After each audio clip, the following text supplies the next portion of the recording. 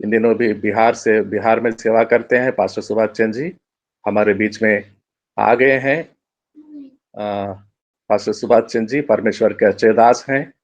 उनके मुखांतर से वो बातों को सुनेंगे जो बातें यीशु चाहता है। पास्टर जी आपका स्वागत है। पास्टर सुभाष चंद्र जी आपका स्वागत है। सबको जय मसीह की। प्रभु सब लोगों को आशीष दे। हम विश्वास करते हैं कि सब लोग बहुत अच्छे से होंगे, सकुशल होंगे। प्रभु हर एक लोगों को सुरक्षित रखा होगा।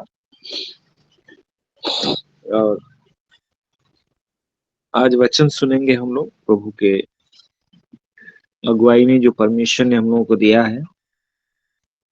और इस वचन को हम लोग बहुत बार सुन चुके हैं, जो मैं वचन लेके आया हूँ। और बहुत लोग उसको बहुत अपनी कलीसियाओं में बहुत बार प्रचार किए होंगे और अलग अलग तरीके से इस वचन को लोग प्रचार करते हैं। तो हम लोग भी सुनेंगे आज क्रिसमस का संदेश। तो ये महीना पूरा क्रिसमस का ही चल रहा है, तो क्रिसमस का ही संदेश हम लोग थोड़ा सीखेंगे और सब लोग इस पे थोड़ा सा ध्यान देंगे कि प्रभु का जन्म के बारे में आज हम लोग सबको बताने के लिए, सबको सुनाने के लिए तैयारी में हैं। और अभी से हम लोग सारी तैयारियों को कर रहे हैं। तो हम लोग भी वचन की तैयारी में हैं, सुनाने के लिए तैयारी में हैं। तो हम लोग आज देखेंगे मत्ती रचित सुसमाचार, उसका 2रा अध्याय और 1 पद से लेकर के 11 तक देखेंगे। 1 से लेके 11 तक। हेरोदेस राजा के दिनों में यहूदिया के बैतलहम में यीशु का जन्म हुआ, तो पूर्व से कई ज्योतिषी यरूशलेम में आकर पूछने लगे, यहूदियों का राजा जिसका जन्म हुआ है कहाँ है? क्योंकि हमने पूर्व में उसका तारा देखा है और उसको प्रणाम करने आए हैं। यह सुनकर हेरोदेस राजा और उसके साथ सारा यरूशलेम घबरा गया। तब उसने लोगों के सब प्रधान याजकों और शास्त्रियों को इकट्ठा करके उनसे पूछा, मसीह का जन्म कहाँ होना चाहिए? उन्होंने उससे कहा, यहूदिया के बैतलहम में, क्योंकि भविष्यद्वक्ता के द्वारा यूं लिखा गया है, हे बैतलहम, तू जो यहूदा के प्रदेश में है, तू किसी भी रीति से यहूदा के अधिकारियों में सबसे छोटा नहीं, क्योंकि तुझ में से एक अधिपति निकलेगा जो मेरी प्रजा इजराइल की रखवाली करेगा। तब हेरोदेस ने ज्योतिषियों को चुपके से बुलाकर उनसे पूछा कि तारा ठीक किस समय दिखाई दिया था, और उसने यह कहकर उन्हें बैतलहम भेजा, जाओ उस बालक के विषय में ठीक ठीक मालूम करो, और जब वह मिल जाए तो मुझे समाचार दो, ताकि मैं भी आकर उसको प्रणाम करूं।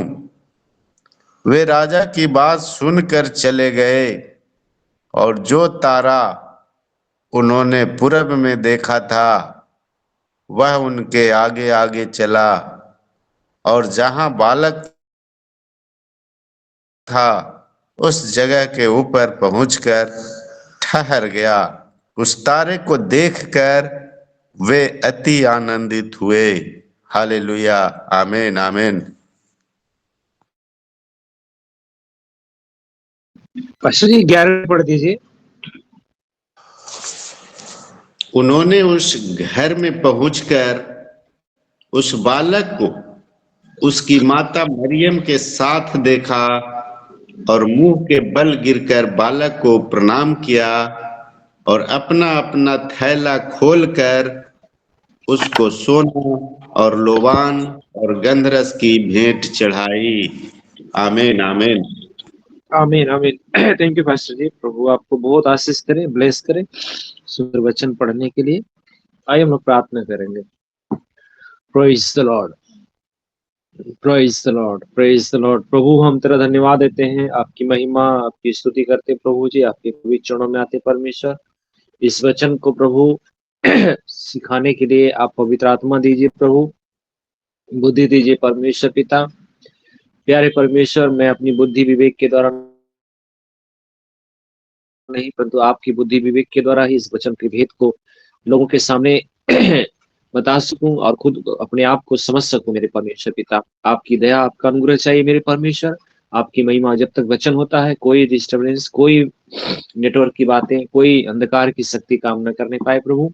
तुम्हारी मदद कर, सहायता कर, प्रार्थना यीशु के नाम से, आमीन आमीन।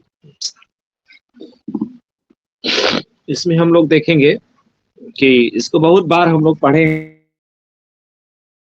हैं, हर साल पढ़ते हैं, बहुत बार पढ़ते हैं, लेकिन इसमें कुछ नया हम लोग सीखेंगे। इसमें लिखा, हेरोदेस राजा के दिनों में जब यहूदिया के बैतलहम में यीशु का जन्म हुआ, तो पूर्व से कई ज्योतिषी यरूशलेम में आकर पूछने लगे, यहूदियों का राजा जिसका जन्म हुआ है वह कहाँ है? क्योंकि हमने पूर्व में उसका तारा देखा और उसको प्रणाम करने आए हैं। तो यहाँ पे ज्योतिषी लोग तो तारा को देख करके आए थे, और जैसे जैसे तारा चलता था वैसे वैसे लोग उसके पीछे पीछे चलते थे और वो तारा उनका मार्गदर्शन करता था। लेकिन ये लोग थोड़ी सी अपनी बुद्धि के द्वारा, अपना विवेक के द्वारा ये लोग क्या सोचे कि जो राजा है तो राजा के घर में ही पैदा होगा। तो वहां का जो राजा था, हेरोदेस राजा था, तो वो लोग सोचे, ज्योतिषी लोग सोचे कि हम लोग क्यों नहीं राजा के महल में जाकर के पता करें कि यहूद जो यीशु का जन्म है वो कहाँ हुआ है, और हमने पूर्व में उसका तारा देखा है।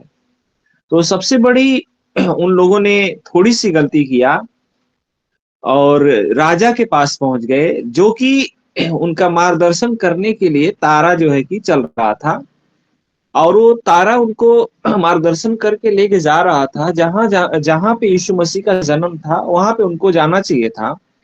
लेकिन इन्होंने अपना विवेक लगा करके राजा के यहाँ पहुंचे, और उसका परिणाम ये हुआ कि 2 साल के नीचे के जितने बच्चे थे सबको जो है कि मृत्यु को प्राप्त करना पड़ा, उनको मृत्यु मिली। तो मेरे प्रियो, वचन से हम लोग सीखते हैं कि अगर हम लोग वचन को, जिस वचन से हमें जीवन मिला है और जिस वचन से हमें छुटकारा मिला है, अगर उस वचन को हम लोग थोड़ा सा भी इधर उधर दाएं बाएं मिलावटी करेंगे या उस वचन के जरा से भी विपरीत हम लोग जाएंगे, तो हमारे भी जीवन में समस्याएं खड़ी हो सकती हैं। जिस प्रकार से ज्योतिषियों ने अपना दिमाग लगा करके, अपना विवेक लगा करके राजा से पूछे, और राजा ने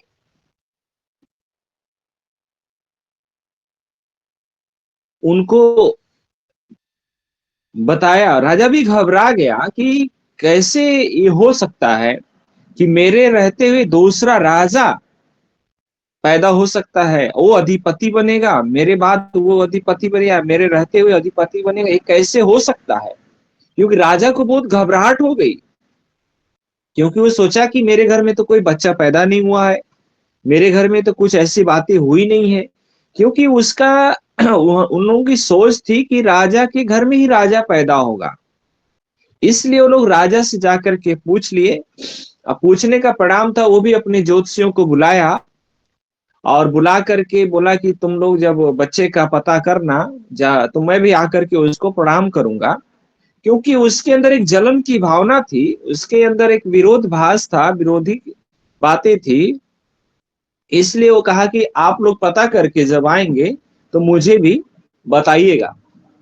लेकिन ये लोग वहां न पा करके फिर वो लोग तारा को पीछे पीछे गए, और जब वो लोग वहां से वापस नहीं आए तो हेरोदेस ने जितने 2 साल के बच्चे थे सबको क्या किया, मरवा दिया, सबको मरवा दिया। ये सबसे बड़ी घटना हुई है यीशु मसीह के जन्म के समय, और उसको नहीं मालूम था, क्योंकि द्वेष में आकर के कि मैं राजा रहते हुए मेरे राज्य में कौन दूसरा राजा रहेगा, कौन पैदा हो सकता है। तो वो सोचा कि जिस घर में अगर पैदा हुआ होगा तो मैं 2 साल तक के जितने बच्चे पैदा हुए हैं, जीरो मतलब 1 दिन से लेकर के 2 साल तक के जितने बच्चे पैदा हुए हैं सबको क्या किया, मरवा दिया। तो आज हमारे भी जीवन में जब वचन की ठीक जानकारी नहीं होगी, वचन को हम लोग सही ढंग से नहीं पढ़ेंगे, तो हमारे जीवन में कुछ भी घटनाएं हो सकती हैं, कुछ भी ऐसी अनहोनी बातें हो सकती हैं जिसको हमारे जीवन में एक बहुत बड़ा दुख का कारण होगा, बहुत बड़ा दुख का कारण होगा। तो आज हम लोगों को परमेश्वर के वचन से यही सिखाता है कि जो वचन हम लोगों को प्रकाशन दिया है, जिस वचन के द्वारा हमें ज्योति मिली है, उस वचन को लेकर के हमें आगे बढ़ना है। हमें पीछे देखने की जरूरत नहीं है, चाहे आंधी, चाहे तूफान, चाहे कुछ भी आए, हमें आगे बढ़ना है। मेरे प्रियो, ज्योतिषी लोग भी जब तारा को देखते होंगे तो हो सकता है कि चलते चलते नदी भी आया होगा, पहाड़ भी आया होगा, काफी कठिनाइयों भरा वो लोग डगर को जो है कि रास्ते को जो है कि पार किए होंगे। लेकिन उन लोगों का एक ही लक्ष्य था, उनका एक ही टारगेट था कि हमें जो है कि अपने राजा को दंडवत करना है, जो हमारा उद्धार करता है, जिसकी भविष्यवाणी यशायाह भविष्यवक्ता ने किया है। सारे लोगों ने बाट जो रहे हैं, इस्राएल की शांति की बाट जो रहे, उद्धार करता पैदा हो चुका है। उन लोगों के मन में एक ही था, इस हमारे जीवन में चाहे जितना भी कठिनाइयां हो, जितना भी परेशानियां हो, लेकिन हमें उसके पीछे चलने की आवश्यकता है, और वो सच में चले होंगे। मेरे प्रियो, तारा कैसे कैसे उनका मार्गदर्शन किया होगा अब उनको पता होगा, है? अब जैसे हम ही लोग हैं, कभी कभी कहीं अनजान जगह में जाते हैं तो रास्ता ढूंढना थोड़ा मुश्किल होता है, वहां पहुंचना बहुत मुश्किल होता है। काफी हम लोग दुखित हो जाते हैं कि ये ऐसा रास्ता है कि हमको मिल नहीं रहा है, ऐसा जगह है कि हमको मिल नहीं रहा है। वो पता हमें जिस व्यक्ति के घर जाना, वो व्यक्ति हमसे संपर्क भी नहीं कर रहा है, वो मिल भी नहीं रहा है। क्योंकि हम लोग कितना संसारिक मनुष्य होने के नाते बहुत तकलीफ को झेलते हैं।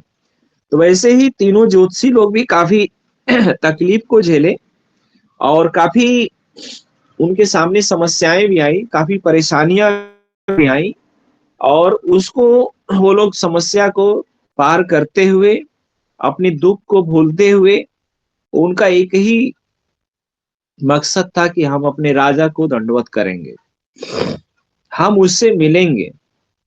उन लोगों ने ठान लिया था, प्रतिज्ञा कर लिया था। क्या पता रास्ते में कहीं उनको खाना मिला हो या ना मिला हो, या कुछ उनको तकलीफें हुई हो, उस सब कुछ को भूल करके वो लोग बस एक ही उनका मकसद था, हम यीशु का दर्शन करेंगे।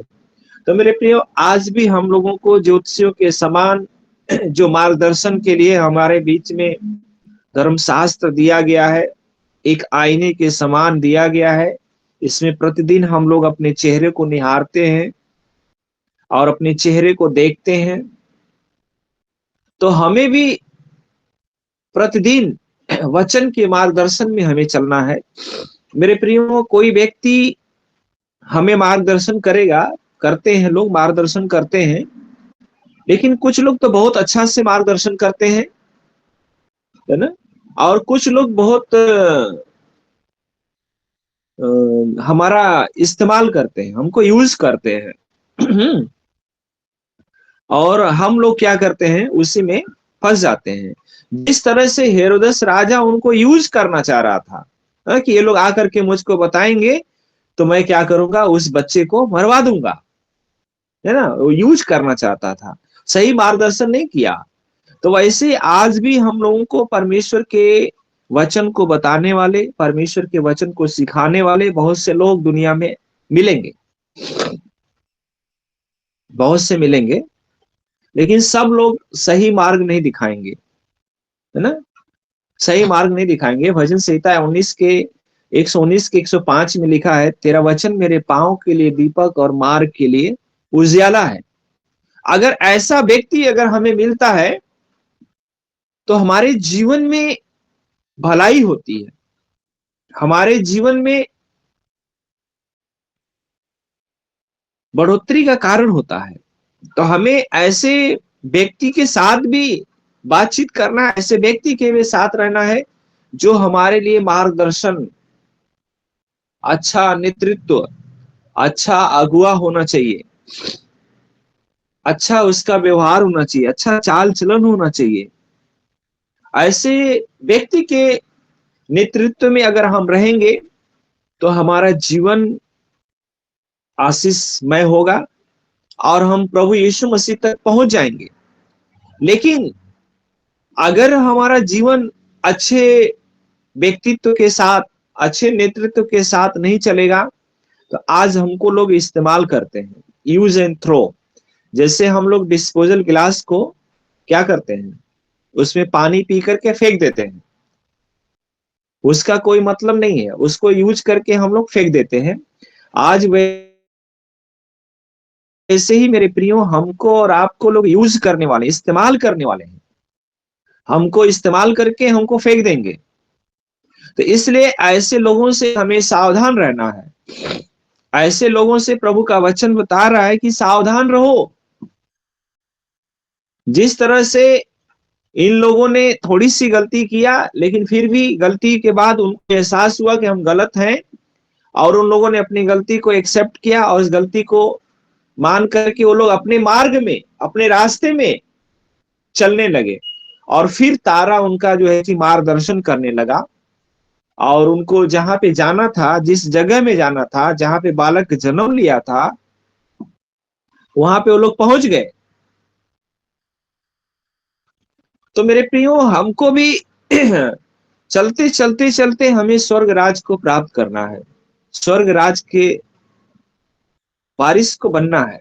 उसमें बहुत कठिनाइयां आएंगी, बहुत परेशानियां आएंगी, पारिवारिक कठिनाइयां, सामाजिक दबाव, संसार का दबाव, ये सब हमको सहना पड़ेगा। और ये सब सहते हुए हमें आगे बढ़ना है, हमें पीछे मुड़ने की जरूरत नहीं है। तो प्रभु का वचन यही सिखा रहा है कि जिस तरह से ज्योतिषियों ने तारा को देख करके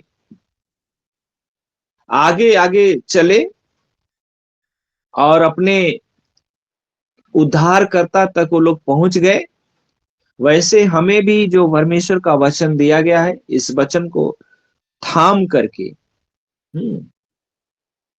आगे बढ़ने की जरूरत है। और बहुत इसमें सारी बातें हैं, बहुत हम लोग वचन को सुने हैं इसको कई बार, लेकिन जब वो लोग, जब तारा रुक गया तो वो लोग बहुत आनंदित हुए। और जिस जगह में बालक था, 11 में लिखा, उन्होंने उस घर में पहुंचकर उस बालक को उसकी माता मरियम के साथ देखा और मुंह के बल गिरकर बालक को प्रणाम किया और अपना अपना थैला खोलकर उसको सोना और लोबान और गंधरस क्या किया, भेंट चढ़ाई, है ना, मुंह के बल। वो लोग, सोच लीजिए, ज्योतिषी थे, विद्वान व्यक्ति थे, बहुत विद्वान थे। वो लोग मुंह के बल, एक छोटा सा बच्चा है ना, अभी छोटा सा बच्चा है, उसके सामने गिर करके लोग क्या किए? प्रणाम किए। सोच लीजिए, आज हम लोग बड़ा बनने की कोशिश करते हैं, हम लोग सोचते हैं वाह हम तो बहुत वचन के जानकारी हमको बहुत है, हम तो बहुत ज्यादा प्रचार करते हैं, हम तो बहुत बड़े लीडर हैं, बहुत बड़े पास्टर हैं, अपने आप के अंदर लोग फूल जाते हैं। ये लोग भी चाहते तो क्या जरूरत है यार, एक बच्चे के सामने हमें झुकने की क्या जरूरत है? हैं? कल के दिन पता न रहेगा कि नहीं रहेगा। लेकिन उन लोगों ने नम्रता को और दीनता को दिखाया। उन्होंने अपनी ज्योतिषी विद्या को, अपने ज्ञान को एक तरफ रख दिया और बिल्कुल नम्र और दीन हो गए,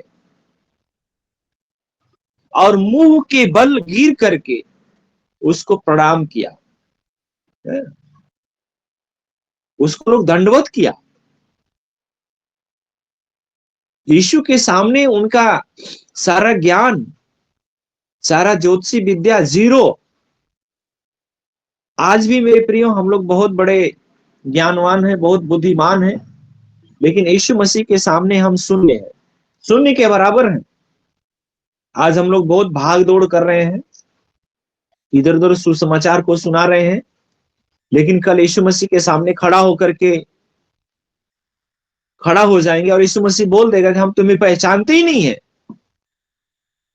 उस समय का दृश्य, उस समय का सीनरी बहुत हमारे लिए बहुत कष्टदायी होगा, बहुत दुखदायी होगा। लेकिन यहाँ पे तीनों ज्योतिषियों ने नम्रता को दर्शाया, दीनता को दर्शाया। बालक है तो क्या हुआ, वो हमारा आने वाला उद्धार करता होगा, हमारा उद्धार करता है। यही हमें जो है कि जीवन दिलाएगा, यही हमें अनंत जीवन दिलाएगा। इसलिए उन्होंने उसके सामने प्रणाम किया, झुक करके दंडवत किया। सोच लीजिए, आज हम लोग दंडवत नहीं करना चाहते हैं, यहां तक कि हम लोग एक दूसरे से हाथ नहीं मिलाना चाहते हैं। दंडवत की बात तो अलग है। हमने बहुत लोगों को देखा है जो पद पा जाते हैं, पद की गरिमा के लिए वो छोटे लोगों से हाथ नहीं मिलाना चाहते, जय मसीह तक बोलना नहीं चाहते। मैंने बहुत लोगों को देखा है, बहुत लोगों को मेरे सामना हुआ है। तुच्छ समझते हैं, अपने छोटे वालों को तुच्छ समझते हैं। लेकिन मेरे प्रियो, वचन भी बताता है नम्रता सिखाता है, दीनता सिखाता है। चाहे छोटा हो चाहे बड़ा हो, हम लोग मसीह में भाई हैं, हम मसीह में भाई हैं। तो जिस तरह से उन लोगों ने नम्रता और दीनता को दिखाया, वैसे हमें भी नम्रता और दीनता को दिखाने की जरूरत है। और उन लोगों ने हम लोग के घर में बच्चे पैदा होते हैं तो हम लोग मिठाई लेकर के जाते हैं, कपड़े लेके जाते हैं, लेकिन उन लोगों ने बहुत अद्भुत चीज लेके गए थे। क्या लेकर गए थे? सोना, लोबान और गंधरस, तीन चीज लेकर के गए थे। देखिए, वो ज्योतिषी थे, वो लोग चाहते तो मिठाई लेकर के जाते, मरियम और यूसुफ को खिलाते, आप लोग लीजिए मिठाई खाइए, आप लोग जो है कि बहुत अच्छा काम किए हैं, मरियम तुम बहुत अच्छी हो, तुमने एक उद्धारकर्ता को जन्म दिया, लो खुशी में मिठाई खाओ। लेकिन उन लोगों ने मरियम और यूसुफ को कुछ भी नहीं दिया। सोना, लोबान और मुर, सोना, सोना उन लोगों ने दिया। आज हम लोग किसी के यहाँ जाते हैं बच्चे पैदा होने में, ये सब चीजें नहीं लेके जाते। मिठाई लेकर जाएंगे, कपड़े लेके जाएंगे, कोई कोई हो सकता है फैशन आ गया है, चांदी का कंगन, सोना वो भी नहीं लेके जाएंगे, चांदी का लेके जाते हैं, चांदी का कंगन लेके जाते हैं हम लोग, उसको भेंट चढ़ाते हैं जिस बच्चे को जन्म हुआ है, हमारे रिश्तेदारों में, हमारे किसी सगे संबंधियों के यहाँ। लेकिन इन लोगों ने सोना चढ़ाया, लोबान चढ़ाया और गंधरस चढ़ाया। ये भी एक सोचने वाली बात है, क्यों ये सब चीज को चढ़ाया? तो ज्योतिषियों ने सोना इसलिए चढ़ाया कि यीशु मसीह राजाओं का राजा है। सोना इसलिए चढ़ाया, और उन लोगों ने घोषणा कर दिया सोना चढ़ा करके कि यीशु मसीह राजाओं का राजा है। और लोबान इसलिए उन लोगों ने चढ़ाया कि जरूर ये बैतलहम में पैदा हुआ है, लेकिन इसकी खुशबू पूरे विश्व में फैलेगी। मेरे प्रियो, आज हमारे घर में लोबान अगर थोड़ा सा हम लोग जलाते हैं तो आस पड़ोस के लोग भी जान उसकी महक से पता कर लेते हैं कि कहीं लोबान जल रहा है। उनकी महक, जो लोबान की महक है, वो बहुत दूर तक जाती है ना। एक घर में जलाएंगे तो कम से कम 10-20 घर के अंदर उसकी महक पहुंच जाती है। तो उन लोगों ने लोबान को इसलिए चढ़ाया कि ये साधारण बालक नहीं है, इसकी खुशबू, जिस तरह से लोबान की खुशबू फैलती है, वैसे इसकी चर्चा, इसका कार्य, इसका प्रेम पूरे विश्व में फैलेगा। इसलिए उन लोगों ने क्या किया? लोबान चढ़ाया, घोषणा किया। और तीसरा ने चढ़ाया था गंधरस। गंधरस का मतलब इसलिए चढ़ाया कि यीशु मसीह हम पापियों के लिए मारा जाएगा, गाड़ा जाएगा, और तीसरे दिन मुर्दों में से क्या होगा? जी उठेगा।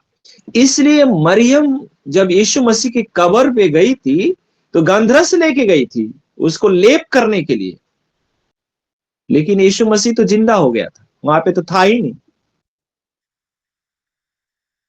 तो आज हम लोग वचन से यही सीखते हैं कि उन लोगों ने भी नम्रता को दर्शाया, दीनता को दर्शाया, और घोषणा किया कि यीशु मसीह राजाओं का राजा है, सोना दे करके उसको। क्योंकि सोने का मुकुट राजा लोग ही पहनते हैं, सबके बस की बात नहीं है सोने का मुकुट पहनना। इसलिए उन लोगों ने सोने का उपहार दिया कि ये हमारा राजाओं का राजा है। और दूसरे ज्योतिषी ने उनको लोबान दिया कि इसकी खुशबू, इसकी चर्चा पूरे विश्व में फैलेगी। और तीसरे ने कहा इसके शरीर पे लेप लगाया जाए, लेकिन वहां पे लेप लगाने के लिए वो शरीर नहीं मिलेगी, क्योंकि यीशु मसीह दोबारा जिंदा हो जाए। तो आज हम लोगों को प्रभु इस वचन के द्वारा ये सिखा रहा है कि जो हमें मार्गदर्शन करने के लिए वचन दिया गया है, उससे हमें न दाएं न बाएं मुड़ना है, उसमें हमें आगे बढ़ना है। नहीं तो हमारे जीवन में बहुत सी घटनाएं हो सकती हैं, और हमें अपने आप को नम्र और दीन करना है, चाहे कोई छोटा हो चाहे बड़ा हो, हर एक लोगों का सम्मान करना है। और हमारे बीच में जो राजाओं का राजा है, प्रभुओं का प्रभु है, वो हमारे बीच में रहता है, हमारे साथ रहता है, उसकी हमेशा हमें महिमा करना है। इस बात को ज्योतिषियों ने प्रमाणित किया, सोना दे करके, लोबान दे करके, गंधरस दे करके। यीशु मसीह हमारा राजा है, इसकी खुशबू पूरे देश में फैलेगी, और ये हमारे लिए तीसरे दिन जी उठेगा। इस वचन के द्वारा प्रभु हम सब लोगों को बहुत ऐसी आशीष दे, ताकि हम लोग एक क्रिसमस को मनाएं और अपने राजाओं के राजा की महिमा करें। चाहे छोटा हो चाहे बड़ा हो, हर एक लोगों को क्रिसमस का संदेश लोगों को पहुंचाएं कि हमारा राजा आने वाला है, हमारा राजा आने वाला है। तो इसलिए हमें इस प्रेम को, संदेश को इस बड़े दिन में सब लोगों को बांटने की जरूरत है और उनको सुनाने की जरूरत है, चाहे छोटा हो चाहे बड़ा हो। हमें सबके सामने नम्रता के साथ जो है कि मिलना है, ताकि प्रभु की महिमा हमारे जीवन से हमेशा होती रहे। इस वचन की तरफ प्रभु हम सब लोगों को बहुत ऐसे आशीष दे। आमीन। सबको जय मसीह। जय मसीह। आपको भी लग रहा है आपको अभी भी सर्दी और जुकाम है, दुआ करेंगे बहुत ही जल्दी आज ही प्रभु आपको छुएंगे और चंगा करेंगे। बहुत ही सुंदर, बहुत ही सरल रीति से संदेश सुना हमने। मार्गदर्शन देने वाले कई लोग होते हैं, लेकिन आसमान से चमकने वाले, आसमान से दानियल के पुस्तक में लिखा है, सही मार्गदर्शन देने वाले आसमान पर तारा बनकर चमकेंगे। मार्गदर्शन अगुवे आज खुद ही वेश धारण करते हैं, चमकता तारा बनते हैं। ऐसे अगुवे बहुत ही मिलते हैं, लेकिन सच्चे अगुवे बहुत कम है जो आसमान पर तारा बनकर चमकते रहते हैं और ज्योतिषियों, ज्ञानियों दीनता और नम्रता के साथ मुंह के बल गिरकर दंडवत करते हैं। तो हम तो ज्योतिष नहीं है, ज्ञानी नहीं है, बुद्धिमान नहीं है। हम क्या करते हैं? उस बालक के सामने दंडवत करते हैं, पूजा करते हैं उसका, जो विश्व भर में घर घर में पैदा होने वाले यीशु मसीह उद्धारकर्ता को दंडवत करते हैं। और सोना, राजाओं का राजा, उद्धारकर्ता, सोना भेंट चढ़ाते हैं, लोबान चढ़ाते हैं, खुशबू महक फैलाते हैं। इस संसार में कई गांव हैं, कई गांव में एक तो मसीह परिवार हो सकता है, लेकिन उस एक घर में, छोटे घर में लोबान जैसे खुशबू फैलाना, सुसमाचार सुनाना चाहिए। और गंधरस ये बालक एक दिन पापियों को पाप दूर करने खुद मरेगा। जब वो मरेगा, गंधरस जरूरत पड़ेगा। बहुत सुंदर संदेश हमने सुना है। अब समय हो गया है, साजन कोशिश सर 2 शब्द बोलेंगे, बहुत महत्वपूर्ण, और प्रार्थना करेंगे। साजन कोशिश sir. Praise the lord, praise the Lord. अच्छा वचन बांटा गया। मैं कई बार इसके पहले भी बोल चुका हूं कि हर एक दास के लिए साजन कोशी जी ये कहते हैं कि अच्छा वचन बांटा गया। ये कैसे सिद्ध होगा, इसकी जानकारी कैसे होगी? इन तमाम बातों को आज सुभाष जी ने रखा है और बड़ी गहराई से बताया। और जो सजग नहीं, वो इतनी दृढ़ता के साथ नहीं बोल सकता। सजगता तो है, वरना इन बातों को निकालते वक्त हमारे होंठ, हमारे जीभ, हमारा शरीर कांप सकता है।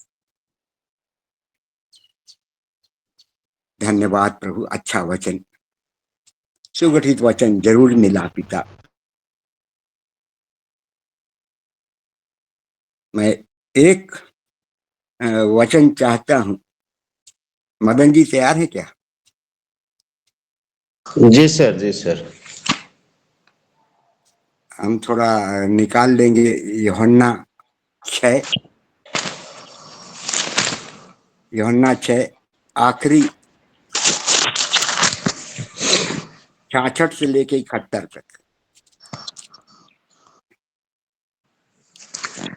इस पर उसके चेलों में से बहुत से उल्टे फिर गए और उसके बाद उसके साथ न चले। तब यीशु ने उन 12 से कहा, क्या तुम भी चले जाना चाहते हो? समौन पतरस ने उसको उत्तर दिया, हे प्रभु, हम किसके पास जाएं?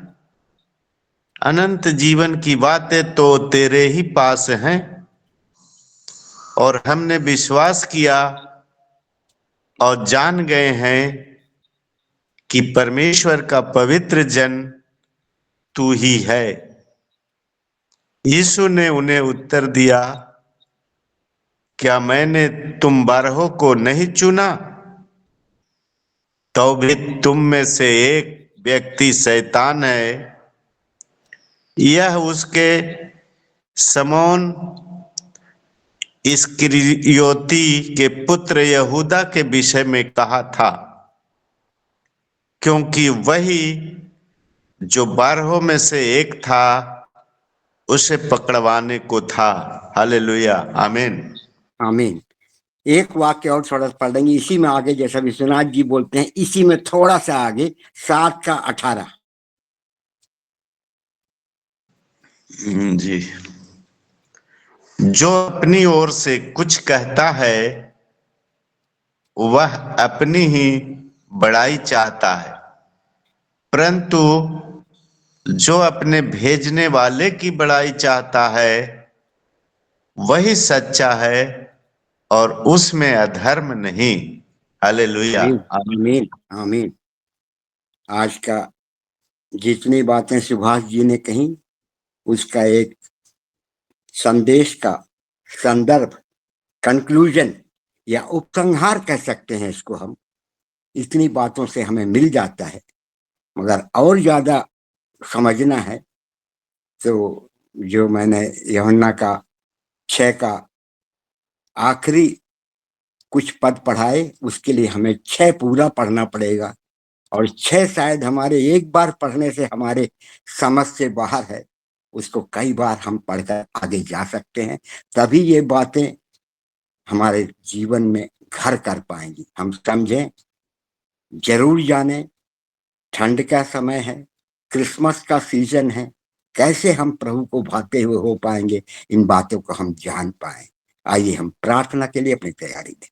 धन्यवाद प्रभु, धन्यवाद प्रभु। सुंदर समय, सुंदर सीजन आपने हमें दिया है पिता, कि हम आपके नाम को धन्य कह पाते पिता परमेश्वर। आपके नाम को पिता हम महिमा आदर दे पाते। होने दे पिता, हमारे बड़े बोल, हमारे एक एक कार्य जो हम इस संसार में करते हैं, सब अधर्म की है। होने दे पिता, हम आत्मा की बात, पवित्रता की बात, प्रभु के योग्य की बात ही करें। धन्यवाद प्रभु, आदर महिमा आपको देते। हर एक बात से आपका जीवन प्रमाणित और सिद्ध हो पिता। धन्यवाद प्रभु, हर एक बात में पिता परमेश्वर आपको धन्यवाद देते हुए प्रार्थना को प्यारे प्रभु यीशु मसीह के नाम से मांगते। आमीन आमीन आमीन आमीन आमीन। बहुत अच्छे बातों को सुनाए साजन कोसी सर, आपको धन्यवाद देते हैं।